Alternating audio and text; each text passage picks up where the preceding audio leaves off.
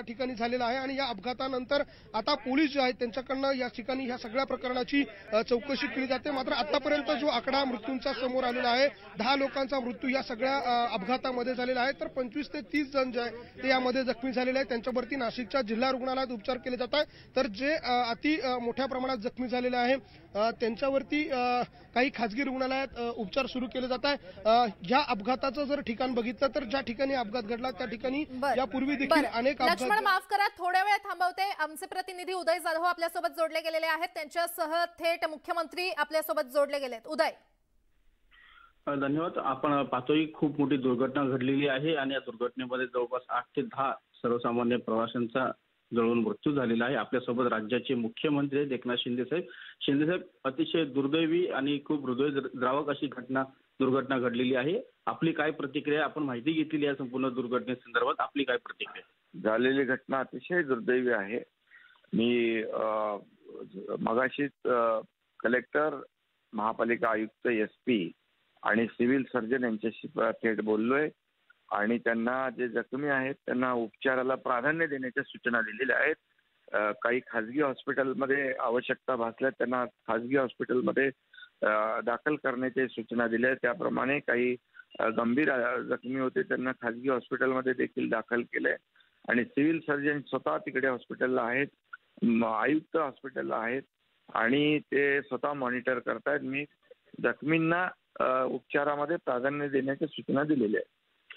साहेब, आता जी माहिती मिळते त्यानुसार 11 जणांचा दुर्दैवी मृत्यू झालेला आहे, 23 जणांची प्रकृती अतिशय गंभीर आहे। अशा प्रकारे ज्या खासगी ट्रॅव्हल एजन्सी आहेत जे आपल्या बसचा अशा प्रकारे वापर करतात त्यांची इथे टक्कर झालेली आहे, अपघात झालेला आहे, त्यानंतर अशी दुर्घटना घडलेली आहे। मात्र अशा दुर्घटना टाळण्यासाठी काय उपाययोजना करता येते? खास विशेष करून रात्रीच्या प्रवासाच्या वेळेला अशा प्रकारे खासगी ट्रॅव्हल्स असतील किंवा इतर वाहनं असेल या चालकांना विशेष सूचना देणं गरजेचं आहे। अशा प्रकारचे अपघात टाळले जातील आणि अशी दुर्दैवी घटना ज्या त्या देखील आपल्याला टाळता येतील। यामध्ये अपघाताची पूर्ण चौकशी सखोल केली जाईल, परंतु आता आणि त्यानंतर जी काही चूक कोणाची आहे काय याची चौकशी केली जाईल, त्यानंतर जी काही कारवाई होईल। परंतु आता प्रथम जे जखमी आहेत त्यांचा उपचार याला प्राधान्य देण्याच्या सूचना मी दिलेल्या आहे।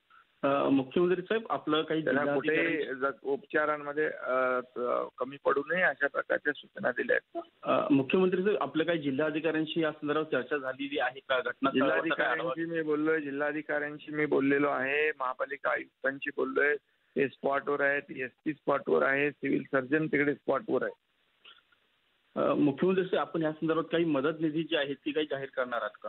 ते मृत जे झालेले आहेत, दुर्दैवाने ज्यांचा मृत्यू झालेला आहे त्यांच्या कुटुंबियांना 5 लाख रुपये शासनाच्या वतीने दिले जातील आणि जखमींचा संपूर्ण खर्च शासन करेल। मुख्यमंत्री साहेब, जे आता या दुर्दैवी घटनेतून वाचलेले ते अतिशय भयभीत झालेले सर्वसामान्य प्रवासी आहेत, आपण त्यांना काय दिलं असेल? त्यांची कुटुंबीय देखील अत्यंत काळजीमध्ये आहेत। त्यांना सर्व प्रशासन आमचं तिथे स्पॉटवर आहे, त्यांना कुठेही काही अडचण येणार नाही याच्या सगळ्या सूचना आम्ही दिल्यात आणि शासन त्याची पूर्ण काळजी घेईल। मुख्यमंत्र्यांचा शेवटचा प्रश्न विचारतो, अशा प्रकारचे खासगी ट्रॅव्हल्स असतील त्यांना कडक नियमावलींची अंमलबजावणी करणं अत्यंत गरजेचं आहे। अशा प्रकारे सर्वसामान्य नागरिकांचा जीव धोक्यात घालणं अत्यंत टाळता येईल अशा दृष्टिकोनातून काय कडक नियमावली आपण यांना जाहीर करणार आहात का? हा, बिलकुल। ते जे आपल्या शासनाच्या वतीने संबंधित विभागाच्या वतीने त्यांना त्या सूचना दिल्या जातील आणि आता अपघाताची चौकशी केली जाईल आणि त्याच्यावर जी काही कारवाई कारण झालेली घटना अतिशय दुर्दैवी आहे। 10-11 लोकांचा त्याच्यामध्ये मृत्यू झालेला आहे।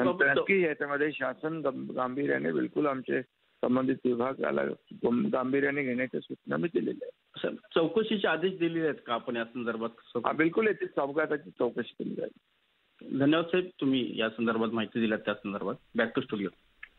निश्चितच, तर मुख्यमंत्री एकनाथ शिंदे यांनी देखील या अपघाताची चौकशी करण्याचे आदेश दिलेले आहेत आणि जखमींना आणि त्यांच्या कुटुंबियांना सर्वतोपरी शासनाकडून मदत केली जाईल असं आश्वासन देखील शिंदे साहेबांनी दिलेलं आहे। अतिशय मोठी बातमी आपण पाहतोय, मुख्यमंत्री एकनाथ शिंदे यांनी या संदर्भात माहिती दिलेली आहे। अपघातग्रस्त बस ही चिंतामणी ट्रॅव्हल्सची होती आणि जे सध्या गंभीर जखमी झालेले आहेत त्यांच्यावर खासगी रुग्णालयामध्ये उपचार सुरू आहेत आणि अपघाताची निश्चितच चौकशी करणार असल्याचं मुख्यमंत्री एकनाथ शिंदे यांनी स्वतः न्यूज 18 लोकमतला एक्सक्लुझिव्ह अशी माहिती दिलेली आहे आणि अपघातग्रस्तांच्या कुटुंबियांना देखील शासनाकडून 5 लाखांची मदत देण्यात येईल असं मुख्यमंत्री एकनाथ शिंदे यांनी न्यूज 18 लोकमतला माहिती दिली आहे। या बसच्या आगीमध्ये 10हून अधिक प्रवासी हे होरपळून त्यांचा मृत्यू झालाय, तर 23 प्रवासी गंभीररित्या भाजल्याची माहिती समोर आली आहे आणि त्यांच्यावर सध्या सिव्हिल रुग्णालयामध्ये उपचार सुरू आहे।